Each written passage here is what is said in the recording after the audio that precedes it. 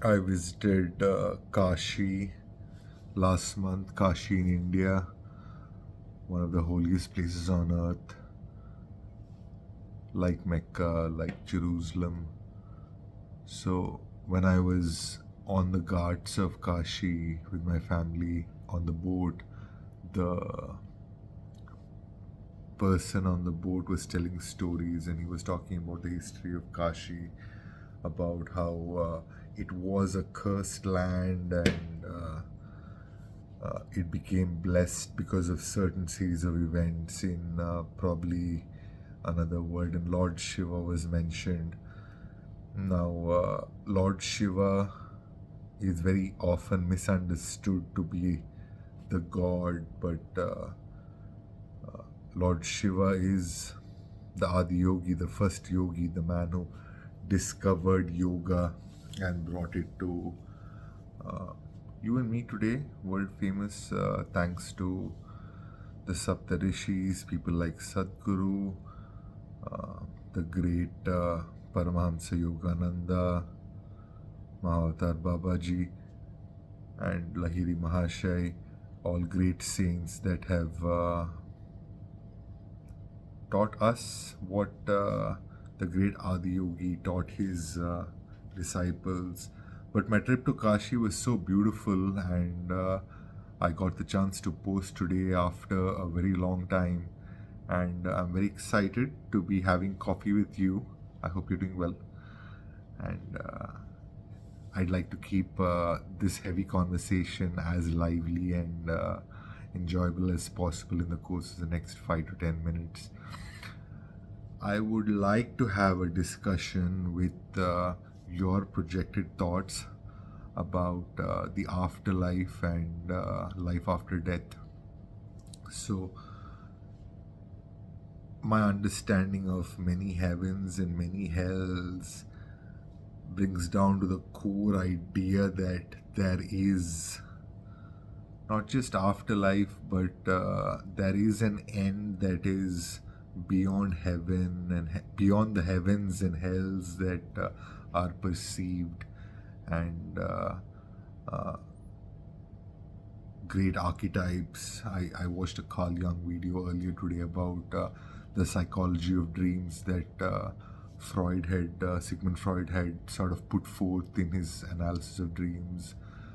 That Carl Jung, the great Carl Jung, talked about termination, about death as the reference that sort of brings forth morality. And a good question to ask would be, is morality inborn, innate, that flowers from within? I'd like to believe that. Or is it inculcated from society and scriptures and parental guidance, elders? Probably it's a combination of both, but the idea that not just we are connected, but that you exist is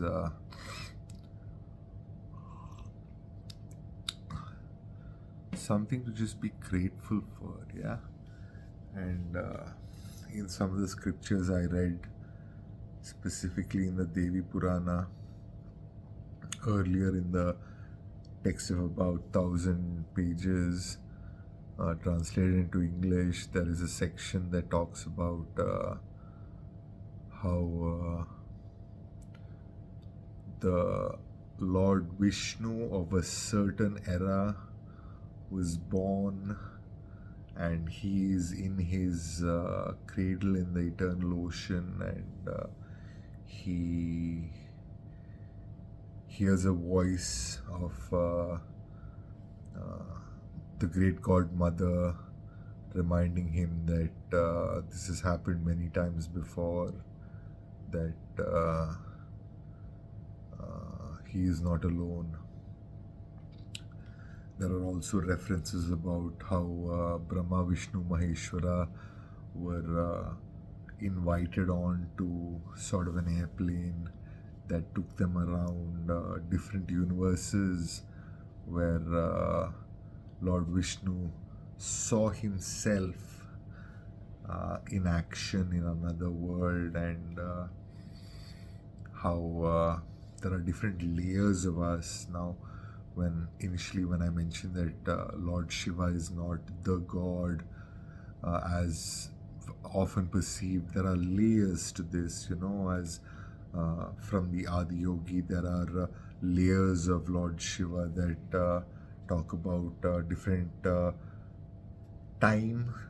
For example, it is mentioned in one of the other scriptures about how, I think, 1,000 years in Brahmaloka, Brahma's world, is 1 year in Vishnuluka, Vaikuntha, something like that, and 1,000 years in Vishnu's world is 1 year in Shiva's world, something to that effect about relative time. But this story about what I was initially talking about from the Devi Purana, the three Brahma, Vishnu, Maheshwara being invited to this airplane and going to different universes and seeing themselves.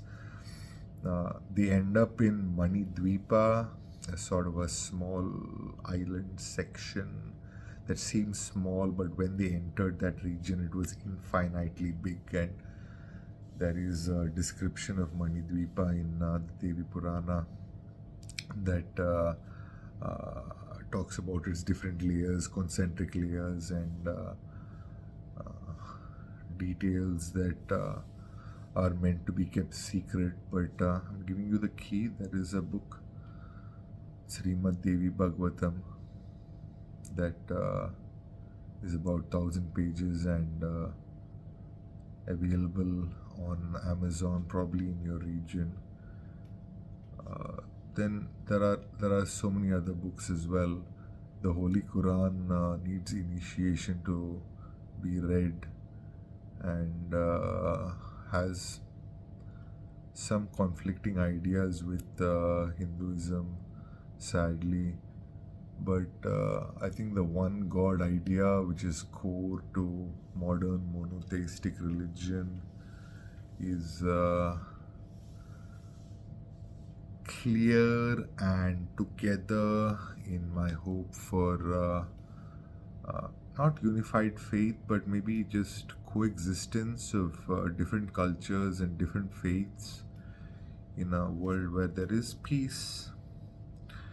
I have a student from Lebanon and a student from Israel, and Israel and Lebanon are in war right now, and sort of difficult to fathom. My student in Lebanon lives in London. She's in Lebanon for the summer, and she might have to leave Lebanon immediately. And my student in Israel, there are Americans that moved to Israel. But that's the story, yeah. So there are so many sides to the same thing, and we want to be able to coexist happily, getting what we want, each of us. But the life that we live is so important and connected to the life that exists after death.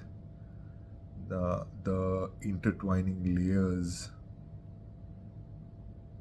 are not obvious in detail, but when you zoom out and think how connected we are just by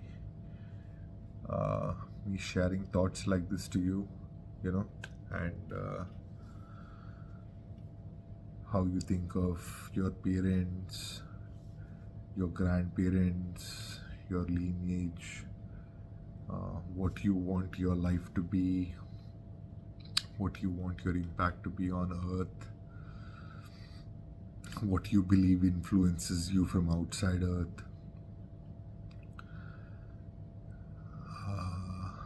There's just more than what seems, yeah.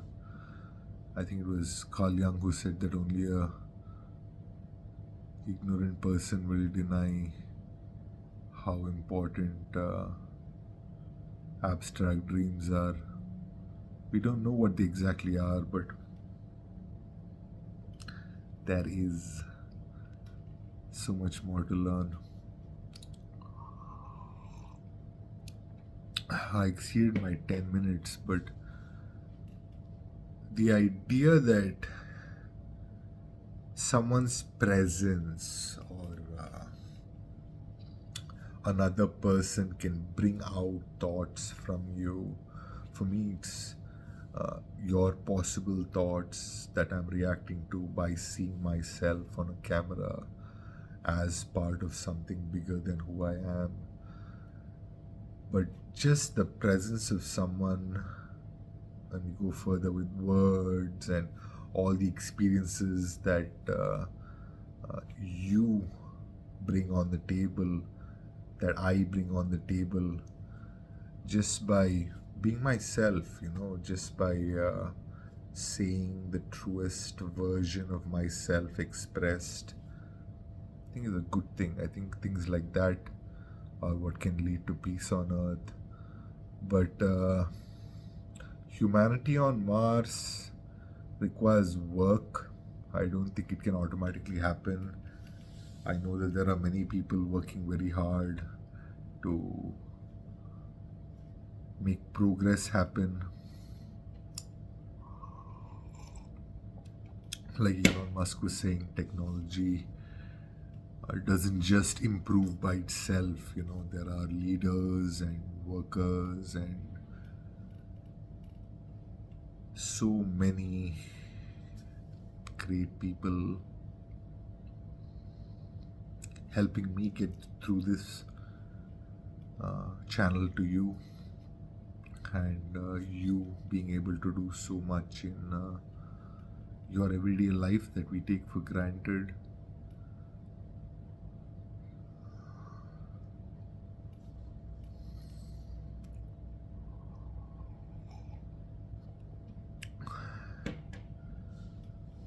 But I talked to my daughter the other day about she's 5 years old, about if she remembers her previous life. And we had a conversation about it, and she said she didn't want to talk about it. So there's also a movie called I Origin that I watched a few years ago that had details about a possible rebirth. Beautiful movie about the iris of the eye being identified as an imprint of the soul, and a database of that was privy to a certain people that couple of curious and smart researchers got their hands on, and one that had a personal experience of an untimely death in the close in his inner circle, explored a certain iris signature that he found a match for in another person, and he wanted to see if that was the rebirth of the person he lost, and the evidence was inconclusive, his statistical test, but wow, the ending of the movie was so beautiful that I will leave you with the possibility of not just watching a movie or more videos, but you doing whatever you want here. Much love, and may you visit every place you consider holy. And if you don't or do, either way, be content in your own skin. Yeah. God bless, love and light. Thank you for watching.